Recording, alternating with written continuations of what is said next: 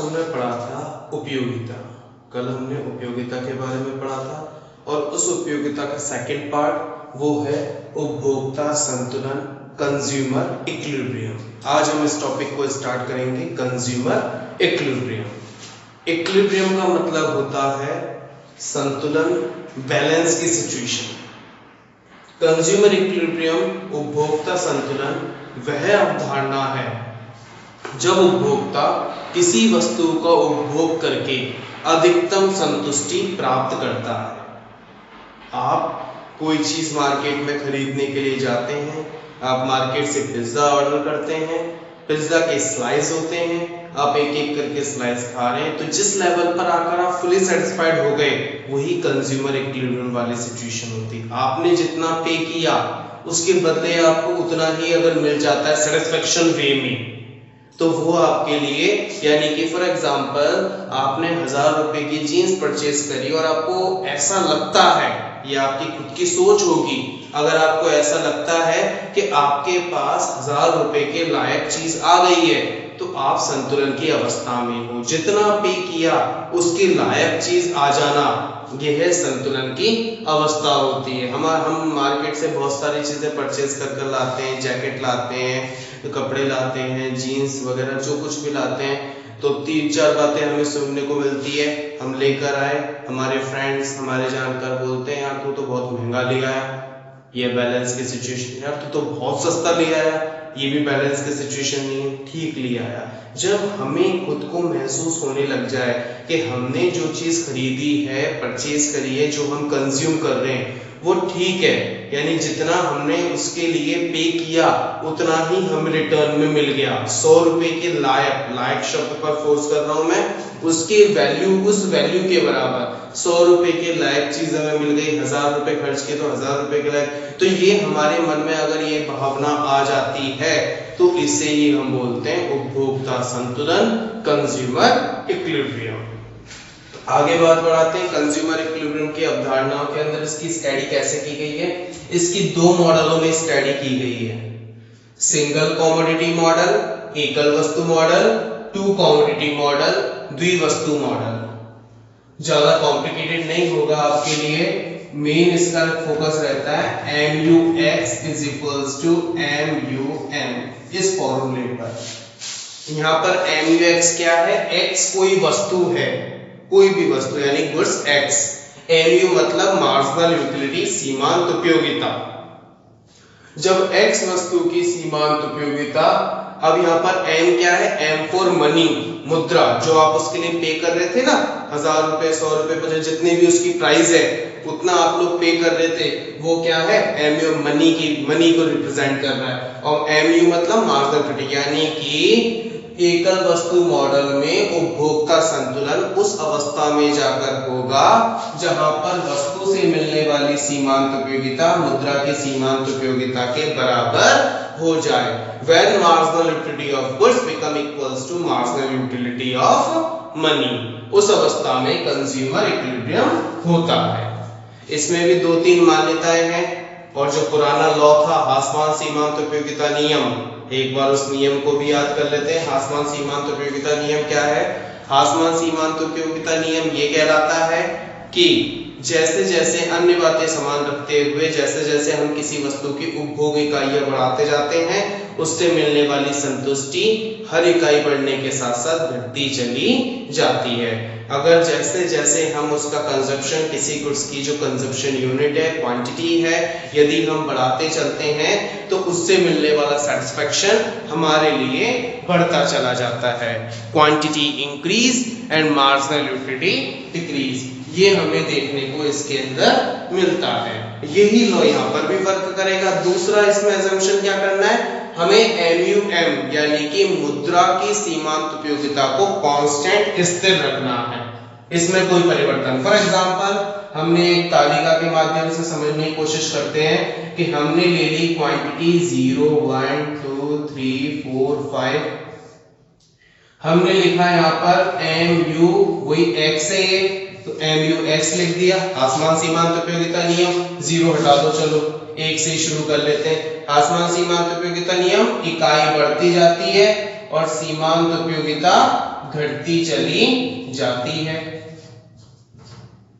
इकाई बढ़ी, सीमांत उपयोगिता घटी। पहले 100 यूटिल मिल रही थी, फिर 90 यूटिल्स मिली, फिर 70 यूटिल्स मिली, फिर 50 यूटिल, फिर 30 यूटिल्स। आसमान सीमांत उपयोगिता नियम उसके आधार पर मिलने लगा। अब आता है MUM। अभी मैंने आपको बोला MUM को कांस्टेंट रखना है, स्थिर रखना है। आप इसमें से कोई भी एक बात मैं आपको बता दूं, इसमें से न्यूमेरिकल्स नहीं आते, तो ये जो एग्जांपल है वो आपको खुद अपने हिसाब से ही बनाना है। तो इसमें से कोई भी एक कॉमन, जैसे मान लो 70 ले लिया, तो 70, तो फॉर्मूला क्या है, MUX is equals to MUM। कौन सी इकाई पर हो रहा है, तीसरी पर। ये क्या है, कंज्यूमर इक्विलिब्रियम, उपभोक्ता संतुलन। ये दो जो अवस्थाएं हैं ये क्या है, उपभोग आधिक्य यानी कि सरप्लस। ये जो नीचे की दो अवस्थाएं हैं जिसमें क्या हो रहा है कि पे तो वो ज्यादा कर रहा है, मिल उसे कम रहा है। पे तो वही 70 कर रहा है लेकिन मिल उसे 50 और 30 रहा है, तो इसको क्या कहेंगे हम लोग, उपभोग घाटा यानी कि डेफिसिट।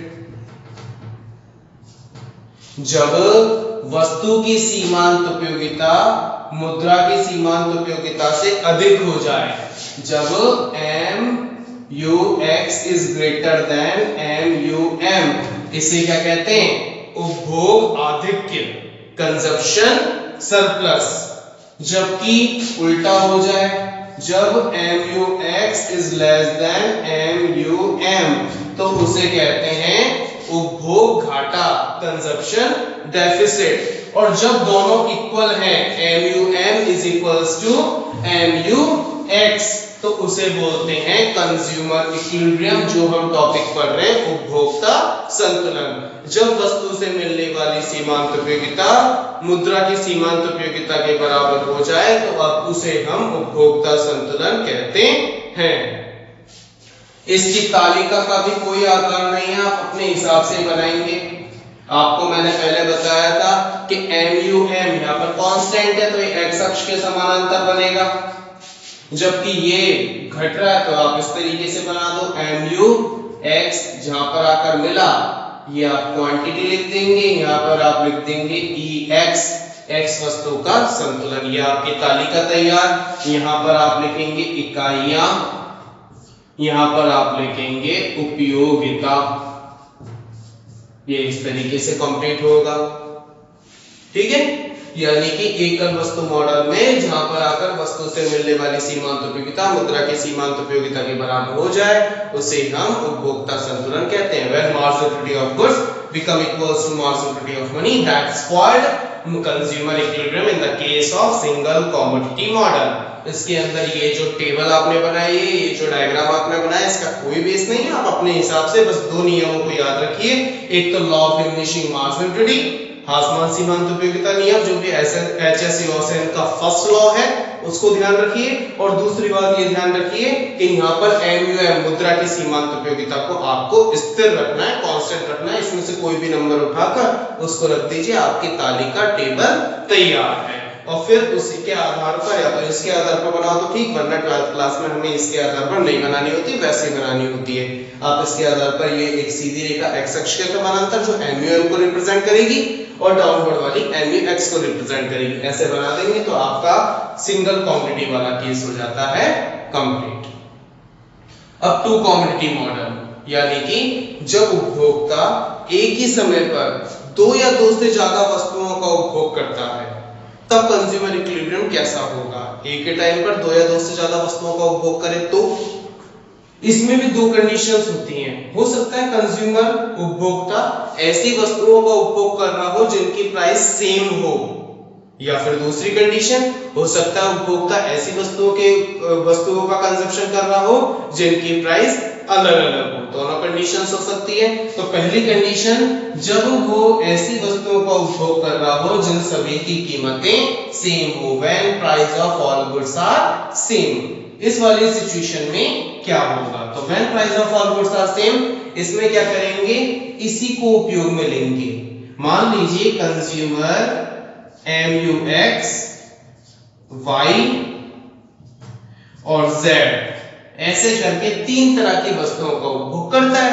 तो ये सब किसके बराबर हो जानी चाहिए? MU M के बराबर हो जानी चाहिए, यानी कि मुद्रा की सीमांत उपयोगिता के बराबर हो जानी चाहिए। जब ये इसके बराबर हो जाती है तो उपभोक्ता आता है उपभोग संतुलन के अंतर्गत, यानी कि X वस्तु की सीमांत उपयोगिता मुद्रा की सीमांत उपयोगिता के बराबर हो जाए, Y वस्तु की भी सीमांत उपयोगिता मुद्रा की सीमांत उपयोगिता के बराबर हो जाए, और उसी तरीके से Z वस्तु की सीमांत उपयोगिता भी मुद्रा की सीमांत उपयोगिता के बराबर हो जानी चाहिए। इसी तरीके से जितनी भी वस्तुएं उपभोक्ता उपभोग कर रहा है, जिन सभी की प्राइस सेम है, उन सब की सीमांत उपयोगिता यदि मुद्रा की सीमांत उपयोगिता के बराबर हो जाती है तो उपभोक्ता संतुलन की अवस्था में हुआ। अब इसको अगर हम एक ही लाइन में इस फॉर्मूले को बताना चाहें कि एक साथ ही ये फॉर्मूला हमें लिखना है, तो इसकी सिचुएशन में क्या होगा? हम इस फॉर्मूले को ऐसे लिखेंगे, MUX is equals to MUY is equals to MUZ। ये सब जितना भी कंज्यूम कर रहा है वो सब हो जाना चाहिए MUM के बराबर। तो इसमें हम थ्योरी क्या लिखेंगे और क्या बोलेंगे इसमें? जब उपभोक्ता एक ही समय पर 2 या 2 से ज्यादा वस्तुओं का उपभोग करता है जिन सबकी कीमतें समान होती है, ऐसी स्थिति में उपभोक्ता संतुलन उस अवस्था में होगा जहां पर सभी वस्तुओं की सीमांत उपयोगिता मुद्रा की सीमांत उपयोगिता के बराबर हो जाए। When marginal utility of all goods become equals to marginal utility of money, that's called consumer equilibrium in the case of two commodity model when price of all goods are same। अब इसका अब हम तालिका देखेंगे कि भाई इसका table कैसे बनेगा। टेबल के लिए हम देखते हैं, मान लीजिए कोई क्वांटिटी एक कंज्यूमर एक तो X वस्तु का और एक कर रहा है Y वस्तु, 2 तरह की वस्तुओं का उपभोग कर रहा है। तो X वस्तु को अब मिल रहा है मान लीजिए 100, 80, 60, 40, 20, और MU Y की सिचुएशन में मिल रहा है 50, 40, 30, 30, 10। आसमान सीमांत उपयोगिता नियम भी अप्लाई हुआ है। साथ ही साथ MUM कांस्टेंट रखना है, MUM marginal utility of money constant स्थिर रखना है। तो आप कोई भी एक कॉमन जो दोनों में आ रहा हो उसको ले लो। जैसे कि मुझे कॉमन 40 भी दिख रहा है, 20 भी दिख रहा है, तो आपको 40 ऐसा कोई भी कॉमन फैक्टर उठाना है, तालिका तैयार है। तो 40 लिया तो हम क्या करेंगे कि X वस्तु के टाइम पर तो कंज्यूमर हो रहा है चौथी यूनिट पर जाकर इक्विलिब्रियम में, और Y वस्तु के टाइम पर कंज्यूमर इक्विलिब्रियम हो रहा है सेकेंड यूनिट के टाइम पर। ठीक है, और इसी का ही वही पिछली बार की तरह तालिका बन जाएगी, X अक्ष Y अक्ष। MUM तो पैरेलल बनेगा X अक्ष के, क्योंकि 40-40 है, तो इसलिए MUM बन गया। और MUX और MUY ये भी घट रहा है और ये भी घट रहा है, तो दोनों इस तरीके से घटते हुए बन जाएंगे। एक को आप MUX, एक को आप MUY नाम दे देंगे। आई एम अगेन रिपीटिंग कि आपको इन अल्फाबेट के थ्रू पॉइंट लगाकर डायग्राम बनाने की जरूरत नहीं है इसमें। ठीक है, वैसे ही आप रफली फ्री हैंड से डायग्राम बनाएंगे चल जाएगा। तो यहाँ पर आपको क्वांटिटी ऑफ Y है तो Y लिख देंगे, यहाँ पर आपको क्वांटिटी ऑफ X है तो X, ये EY और EX, E फॉर इक्विलिब्रियम संतुलन इसको दर्शाता है। वही X अक्ष पर हम इकाइयां यानी कि क्वांटिटीज लिखेंगे और इधर हम उपयोगिता यूटिलिटी लिख देंगे। ठीक है, तो ये इस तरीके से कंप्लीट हुआ। कौन सा केस? जब सभी वस्तुओं की कीमतें समान हो। अब लास्ट एंड फाइनल कंडीशन, जब सभी वस्तुओं की कीमतें अलग अलग हो, उस वाले केस को देख लेते हैं।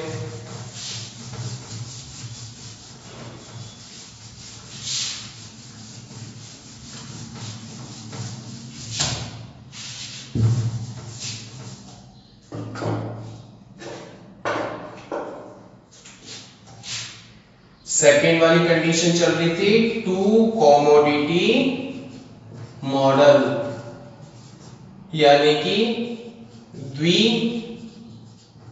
वस्तु मॉडल के अंदर हम फर्स्ट कंडीशन पढ़ चुके थे। वो फर्स्ट कंडीशन थी प्राइस सेम वाली, कीमत समान वाली। उसमें क्या था, जब MUX, MUY, MUZ जितनी भी वस्तुएं हैं वो सब इक्वल हो जाए MUM के। जब वस्तु सभी वस्तुओं से मिलने वाली सीमांत उपयोगिता मुद्रा की सीमांत उपयोगिता के बराबर हो जाए तो उपभोक्ता संतुलन की अवस्था में आ गया। दूसरी कंडीशन, जब सभी वस्तुओं की कीमतें अलग अलग हो, when price are different, कीमत असमान हो।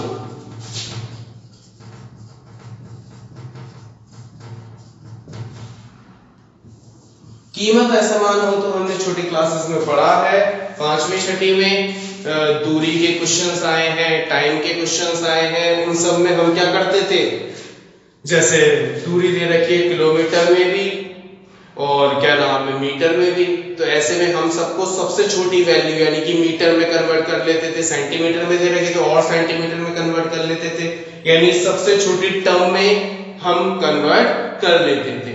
क्यों कर लेते थे, क्योंकि सबको इक्वल लाना है। जब सबको इक्वल ले आएंगे तो उसके बाद उसको क्वेश्चंस करना आसान रहेगा। तो हम इसमें भी ऐसा ही करेंगे, सबको इक्वल ले आएंगे। देखिए फॉर एग्जांपल हम ये एग्जांपल लेकर चलते हैं, आप कोई भी अपने हिसाब से एग्जांपल बना सकते हो कि क्वांटिटी वही 5 तक ले रहा है, MUX है 200, 160, 120, 80 और 40, ठीक है। वहीं MUY दिया हुआ है बेटा 270, 240, 210, 210 के बाद हो जाता है हमारे पास 180 और 150। फॉर एग्जाम्पल कि हम ये लेकर चल रहे हैं price of X, price of X तो है 4 रुपए और प्राइस ऑफ Y है 3 रुपए। तो अब हमें क्या करना है, सबको कॉमन कर लेना है। कैसे, मैं आपसे पूछना चाहता हूं, मान लीजिए कि आपने किसी वस्तु का उपभोग किया, उसकी पहली यूनिट से 200 यूटिल्स आपको सेटिस्फेक्शन मिला है जब उसकी कीमत है 4 रुपए। अगर कीमत 1 रुपए होती तो 200/4 यानी कि MUX डिवाइडेड बाय PX, यानी एक इकाई से मिल रही है 200 जब 4 रुपए, और अगर पहली इकाई 1 रुपए होती तो 200/4 यानी कि हमारे पास 50 होता। उसी तरीके से दूसरी इकाई पर 160 मिल रहा है तो ये हो जाता 40, 160 में 4 का भाग दिया MUX/PX, फिर 120 में फिर 4 का भाग दिया 30, 80 में फिर 4 का भाग दिया 20, 40 में फिर 4 का भाग दिया 10 आ गया MUX/PX। यानी कि कहना क्या चाह रहा हूं मैंने इन दोनों वस्तुओं की, यानी कि आपको क्या करना है, जितनी भी वस्तुओं का उपभोग हो रहा है 10, 20, 50, 100 जितनी भी वस्तुओं का उपभोग हो रहा है उन सब की प्राइस को सेम करना है। सेम मतलब 1 रुपए कर देना है। हमारे कंडीशन क्या है, when price of all goods are different, सभी वस्तुओं की कीमतें अलग अलग होने की अवस्था में हम क्या करेंगे, सबसे पहले तो सभी वस्तुओं की कीमत को समान कर लेंगे जो हमारे लिए इजी होगा। तो सभी वस्तुओं की कीमत को 1-1 रुपए कर लिया, यानी कि अगर 1 रुपए होती, मैथमेटिक्स वाला लॉ लगा दिया, अगर उसकी कीमत 1 रुपए होती तो हमने उसकी कीमत से भाग दे दिया। ऐसे ही हम MUY/PY करेंगे, वो हमने लिख दिया 270 में 3 का भाग दिया तो हमारे पास आ जाता है 90। उसके बाद 240 में 3 का भाग दिया तो 80, 210 में 3 का भाग दिया तो हमारे पास आ जाता है 70, 180 में 3 का भाग दिया तो हमारे पास आता है 60, और 150 में 3 का भाग दिया तो हमारे पास आता है 50। अब ये दोनों MUX और MUY ये दोनों जो स्टार्टिंग में दे रखी, ये तो कब है, जब X वस्तु की कीमत 4 रुपए और Y वस्तु की कीमत 3 रुपए है, तब है ये तो। जबकि ये MUX/PX और MUY/PY ये दोनों कब है, जब कीमतें 1-1 रुपए, यानी पहली वाली कंडीशन जब समान हो। तो हम लोगों को अब क्या जो बच रहा है, बस हमें MUM की आवश्यकता और है, लेकिन MUM भी कौन सा, कितने रुपए की मार्जिनल यूटिलिटी, उस वस्तु की कीमत कितनी है अब 1 रुपए। तो अब हमें यहाँ पर कितने की सीमांत उपयोगिता लिखनी है, 1 रुपए की सीमांत उपयोगिता। पहले तो प्राइस सेम थी, तो प्राइस सेम होने पर अगर ये 10 रुपए तो 10 रुपए की सीमांत उपयोगिता हम डायरेक्टली लिख देते थे, 100 रुपए तो 100 रुपए की सीमांत उपयोगिता लिख देते थे, 1000 है तो 1000 रुपए की सीमांत उपयोगिता लिख देते थे। क्यों? क्योंकि सभी वस्तुओं की, MUX की, MY की, Z की, जो भी है, उन सभी की कीमतें समान है इस वजह से। लेकिन यहाँ पर अब हमने समान करी है, पहले कीमतें अलग अलग थी, अब हमने कीमतों को समान करा है। तो जब कीमतों को हमने समान करा है तो समान कीमतों की ही सीमांत उपयोगिता लिखनी पड़ेगी, यानी कि 1 रुपए की सीमांत उपयोगिता आएगी। तो वही पुराने लॉ की तरह आप उनमें से कॉमन उठा लीजिए, कॉमन कीमत 50 है तो 50-50 आप लिख दिया। तो अब इन दोनों का काम खत्म, इनका काम शुरू हो जाता है। तो ये मिल रहा है भाई 5वीं यूनिट पर Y वस्तु के लिए ये EY हो गया, और ये मिल रहा है पहली इकाई पर X वस्तु के लिए, ये हो गया हमारे पास EX। तो ये पहली वस्तु पर आ गया, पहली इकाई पर आ गया, और ये 5वीं इकाई पर आ गया।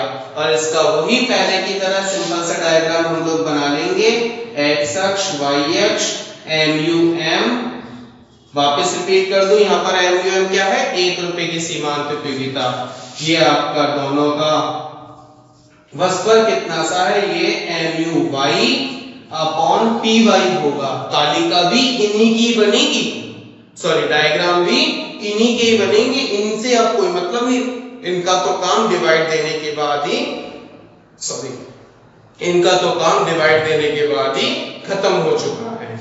उसी तरीके से MUX/PX,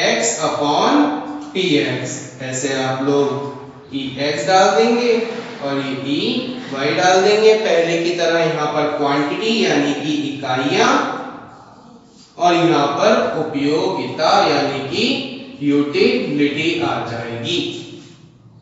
ठीक है, और इसका फॉर्मूला क्या बना, फॉर्मूला बन जाता है MUX/PX is equals to MUY/PY is equals to MUZ/PZ। जितनी भी तरह है वो सब हो जाए MUM के इक्वल। तो ये हमारा फॉर्मूला बन जाता है टू कमोडिटी मॉडल, द्विवस्तु मॉडल में, जब सभी वस्तुओं की कीमतें अलग अलग हों। आज का टॉपिक यहाँ हमारा कंप्लीट होता है। एक बार में शॉर्ट में रिवाइज आपको फिर से कर देता हूँ। आज हमने क्या क्या पढ़ा है। आसमान सीमांत उपयोगिता नियम को ध्यान में रखते हुए, जो कि H.S. गॉसेन का फर्स्ट लॉ है, वो ये लॉ ये कहलाता है, जब किसी वस्तु की उपभोग इकाइयां हम लोग बढ़ाते जाते हैं, क्वांटिटी बढ़ती जाती है, उस वस्तु से मिलने वाली सीमांत उपयोगिता घटती चली जाएगी। दूसरा लॉ क्या है, ये जो हम पढ़े हैं ना अब तक, कि वस्तु की सीमांत उपयोगिता और मुद्रा की सीमांत उपयोगिता एक दूसरे के बराबर हो जाना, इक्यू मार्जिनल यूटिलिटी यानी कि समसीमांत उपयोगिता नियम, इसी को ही हम कहते हैं क्या, H.S. गॉसेन का द्वितीय नियम, समसीमांत उपयोगिता नियम, इक्यू मार्जिनल यूटिलिटी। ये नियम ये कहलाता है जब वस्तु की सीमांत उपयोगिता और मुद्रा की सीमांत उपयोगिता MUM और MUX एक दूसरे के बराबर हो जाए, उसे हम इक्यू मार्जिनल यूटिलिटी कहते हैं। यानी कि उपभोक्ता संतुलन क्या है, जब उपभोक्ता किसी वस्तु विशेष पर, किसी इकाई विशेष पर वस्तु से मिलने वाली संतुष्टि अधिकतम हो जाती है, मैक्सिमम सेटिस्फेक्शन होता है, उसे हम लोग बोलते हैं उपभोक्ता संतुलन। इसकी स्टडी दो कंडीशंस में की गई है। एक तो की गई है सिंगल कमोडिटी मॉडल में, यानी कि एकल वस्तु मॉडल में। इस मॉडल की अवधारणा ये है, जब वस्तु से मिलने वाली सीमांत उपयोगिता और मुद्रा की सीमांत उपयोगिता एक दूसरे के बराबर हो जाए, when marginality of goods become equals to marginality of money, that's called consumer equilibrium in the case of single commodity model. फिर आता है टू कमोडिटी मॉडल, द्विवस्तु अवधारणा, जब उपभोक्ता एक ही समय पर दो या दो से ज्यादा वस्तुओं का उपभोग करता है, ऐसी अवस्था में उपभोक्ता संतुलन कहां पर होगा? ऐसी अवस्था में उपभोक्ता संतुलन के लिए दो कंडीशंस है, जब सभी वस्तुओं की कीमतें समान हो और जब सभी वस्तुओं की कीमतें अलग अलग हो। जब उपभोक्ता एक ही समय पर ऐसी वस्तुओं का, ऐसी गुड्स का कंजप्शन कर रहा हो जिन सभी की कीमतें समान हो, when price of all goods are same. In this situation, consumer is in equilibrium when marginal utility of all goods become equals to marginal utility of money. जब सभी वस्तुओं से मिलने वाली सीमांत उपयोगिता मुद्रा की सीमांत उपयोगिता के बराबर हो जाए, when marginal utility of all goods become equals to marginal utility of money. It is called consumer equilibrium in the case of two commodity model when price of all goods are same. जब सभी वस्तुओं की कीमतें असमान हो, अलग अलग हो, डिफरेंट हो, ऐसी कंडीशन में क्या होगा? ऐसी कंडीशन में होगा when price of all goods are different. जब सभी वस्तुओं की कीमतें अलग अलग हो और उपभोक्ता सभी वस्तुओं को उपभोग कर रहा हो, तो ऐसे में उपभोक्ता संतुलन विशेष निर्गत इकाई पर होगा जहां पर वस्तु की सीमांत उपयोगिता और उसकी कीमत का अनुपात, वस्तु की सीमांत उपयोगिता और उसकी कीमत का अनुपात मुद्रा की सीमांत उपयोगिता के बराबर हो जाए। जब वस्तु की सीमांत उपयोगिता और उसकी कीमत का अनुपात, रेशो, जब मुद्रा की सीमांत उपयोगिता के बराबर यानी 1 रुपए की सीमांत उपयोगिता के बराबर हो जाए, उसे ही हम उपभोक्ता संतुलन कहते हैं। when marginality of goods when the ratio of marginality of goods and its price become equals to marginal utility of money, it is called consumer equilibrium. ठीक है, ये हमारा टॉपिक आज का कंप्लीट होता है। कल से हम स्टार्ट करेंगे कंज्यूमर बिहेवियर, उपभोक्ता का व्यवहार। अब हमारे टॉपिक्स चलते हैं उपभोक्ता से रिलेटेड। तो आपको कुछ दिनों तक अपने आप को उपभोक्ता यानी कि कंज्यूमर मानना है, जो कि वास्तव में हम सभी हैं। एक और बात मैं आप लोगों को बता देना चाहता हूँ कि हम जो ये लोग वीडियोस बना रहे हैं, उसका इंटेंशन ये है कि लॉकडाउन पीरियड में आप जहाँ पर, जो आपको नॉर्मली अगर ये लॉकडाउन नहीं होता तो आपको स्कूल इंस्टीट्यूट पर 5-6 घंटे 100% देने ही होते और वहां पर पढ़ना होता, या फिर आपकी एग्जाम दे रही। अगर आपको रिलीफ मिला है तो ये मजबूरी है कि हम स्कूल कॉलेजेस हम इसके लिए रिलीफ दे रहे हैं। तो ऐसी कंडीशन में मेरा आपसे यही निवेदन है कि आपको ये जो वीडियोस में घर बैठे प्रोवाइड करा रहा हूँ, इसके साथ साथ आपको जीके और कंपटीशन मैथ की वीडियोस भी आपको मिल रही हैं अवेलेबल इसी चैनल पर, इनक्रेडिबल आश्रम चैनल पर। ये जो मैथ और कंपटीशन जीके की जो यूट्यूब्स पर मैंने प्रोवाइड करा रखी है कंपटीशन के हिसाब से, ये तुम लोगों यानी 12th में जो लोग हैं उन्हीं के लिए ही नहीं, ये साथ ही साथ 12th पास, ग्रेजुएशन में जो कर रहे हैं, ग्रेजुएशन पास, हायर लेवल, सभी के लिए इक्वली इंपॉर्टेंस रखते हैं। और मैंने कोशिश ये करी है मेरे अकॉर्डिंग, और सभी बच्चों का ये भी रिव्यू आया है कि आपको जो वीडियोस प्रोवाइड करा रहे हैं, जो इसमें टीचर्स हैं मोहित जी और बैसला जी, ये गंगापुर ही नहीं है और आसपास के डिस्ट्रिक्ट के जाने माने अपने फील्ड के मैथ और जीके के एक्सपर्ट टीचर हैं। वो टीचर्स आपको इस वीडियोस में पढ़ा रहे हैं, तो आप खुद भी इनको पढ़ो और अपने फ्रेंड्स को, अपने सीनियर्स को, अपने भाई वगैरह को भी रिकमेंड करो, जिससे उन लोगों को भी ये टाइम यूटिलाइज करने का मौका मिले। मैं खुद भी पढ़ रहा हूँ, आप लोग भी नहीं, मैं खुद भी एक्स्ट्रा स्टडी कर रहा हूँ, जिससे मैं तुम लोगों को जब ये लॉकडाउन खुले उसके बाद और अच्छे से और ज्यादा स्टडी मैं तुम लोगों को बेहतरीन तरीके से करा सकूं। ऐसा नहीं है केवल मैं तुम लोगों को ही बोल रहा हूँ कि पढ़ो पढ़ो पढ़ो, ये चीज मैं मेरे ऊपर भी अप्लाई करके बैठा हूँ। मैं अगर दिन के 3-4 घंटे वीडियोस बनाने में, बाकी चीजों को मैनेज करने में लगाता हूँ, तो इक्वली 3-4 घंटे मैं खुद की स्टडी भी कर रहा हूँ। तो अगर मैं कर रहा हूँ 3-4 घंटे, तो एटलीस्ट 1 घंटे तो हम खुद कर ही सकते हैं। ये वीडियोस भी 12th क्लास के लिए तो इम्पोर्टेंट है, साथ ही साथ जो एक्स्ट्रा वीडियोस है उसके लिए भी आप अपना थोड़ा थोड़ा टाइम निकालो। आपके स्कूल के 5 घंटे में से मैं केवल 2 ही घंटे आपसे मांग रहा हूँ। आप अगर रेगुलरली बैठकर तरीके से एक टाइम टेबल अगर आप बना लेंगे इनके इन 2 घंटे में मेरे को कुछ नहीं करना, अगर आप उन 2 घंटे में भी आप अपना ध्यान दे लोगे तो रियली आप लोगों को लॉकडाउन खुलने के बाद काफी कुछ सीखने को मिल जाएगा। आप घर बैठे बहुत कुछ सीख जाओगे, लूडो खेलने में, पबजी खेलने में, मोबाइल, सोशल मीडिया, इन सब में। ठीक है, करो, एक लिमिटेड टाइम के लिए करो, एक सीमित समय के लिए हो सकता है, लेकिन बाकी का जो टाइम है टीवी देखना करना ये सब ठीक है, अपनी जगह इंपॉर्टेंट है। छुट्टियां हैं एक तरीके से तुम लोगों को बहुत कम मिलती है, ये जरूरी भी है, लेकिन इनके साथ साथ ये सारी चीजें केवल 2 घंटे मांग रहा हूँ। आप कोई भी अपना टाइम टेबल बना लीजिए, मॉर्निंग में 6 बजे उठकर 6 से 8 पढ़ लीजिए, 7 से 9 पढ़ लीजिए, या फिर इवनिंग में कोई भी 2 घंटे का फिक्स शेड्यूल बनाकर रखो कि उस टाइम पर तो मेरे को इन वीडियोस को देखना है, स्टडी करनी है। तो उस चीज के लिए आप अगर फोकस करोगे तो रियली मैं आपको बोल दे रहा हूँ लॉकडाउन खत्म होने के बाद हम लोगों में काफी कुछ सुधार आ जाएगा। तो ऐसे में कोशिश यही करो कि इन वीडियोस को तो कंपलसरी है, 12th क्लास इकोनॉमिक्स के जो भी स्टूडेंट है उन लोगों को तो पढ़ना ही पढ़ना है। साथ ही साथ अपने जो भी फ्रेंड्स हैं उनको भी बोल दो, किसी भी स्कूल के हो मुझे कोई फर्क नहीं पड़ता, वो भी देख लो, नॉलेज बढ़ेगी। सभी स्टूडेंट है मेरे लिए, सभी सेम है, किसी भी स्कूल कॉलेज का हो, मुझे कोई प्रॉब्लम नहीं है। साथ ही जीके और जो कंपटीशन मैथ की ये जो क्लासेस चला रखी हैं ऑनलाइन, इसको भी ज्वाइन करो। अपने सीनियर्स, अपने भाई, अपने दोस्तों को बोलो कि वो लोग भी करें, आप लोग उसको शेयर करो, सभी को नॉलेज मिलेगी, हम इसका बेनिफिट उठा पाएंगे। ठीक है, तो ये आज का हमारा टॉपिक कंप्लीट होता है। नेक्स्ट हम कंज्यूमर बिहेवियर के टाइम पर मिलेंगे, तब तक आप अपने डाउट्स वगैरह तैयार रखो। कोई भी दिक्कत है आप मेरे से कांटेक्ट कर सकते हैं, कोई भी दिक्कत हो मेरे से बोल दीजिए। ठीक है।